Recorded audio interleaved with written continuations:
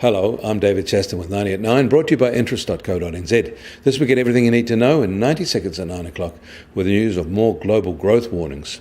Firstly, however, today is a public holiday on Wall Street.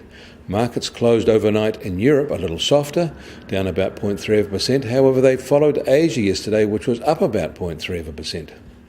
But now may be a useful time to assess how Wall Street has opened in 2019. The S&P 500 has actually risen 6.5% in the first 13 trading days of the year.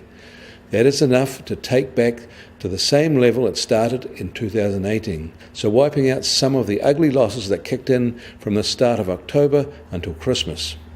In that period, the S&P 500 index fell 19.6%, but since it is back up 13.6%. It has been a remarkable turnaround in those early days of 2019.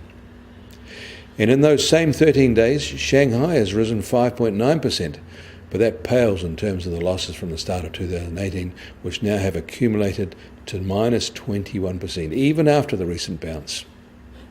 Yesterday, all eyes were on the release of a raft of official Chinese data that shows fixed asset investment rose 8.7% in private companies, but only 1.9% in state-owned enterprises there, a clear sign that the deadweight of China's central and local SOEs have on their economy.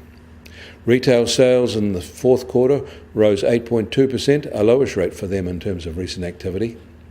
But the big data yesterday was their fourth quarter GDP release, which showed growth of only 6.4% in that quarter. That is the lowest quarterly growth rate in 9 years, but it was as expected. However, it was below the third quarter 6.5% growth.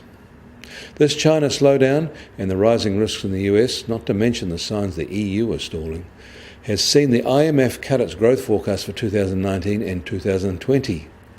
Their forecast cuts are modest and off the best rate since the GFC, but they do make the points that the risks are all to the downside, and the fall-off is slightly faster than they expected, and that the 2018 decoupling of financial market expectations and the global policy tensions, especially over trade, is probably not going to last much longer.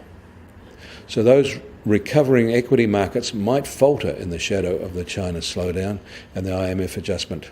But then again, they might not. Overnight, iron ore prices rose strongly in China as inventories of the ore fell and expectations rose of more official stimulus to sharply raise demand soon. US Treasury 10-year yield is a little changed today at 2.79%. Their 210 curve is settled at 17 basis points.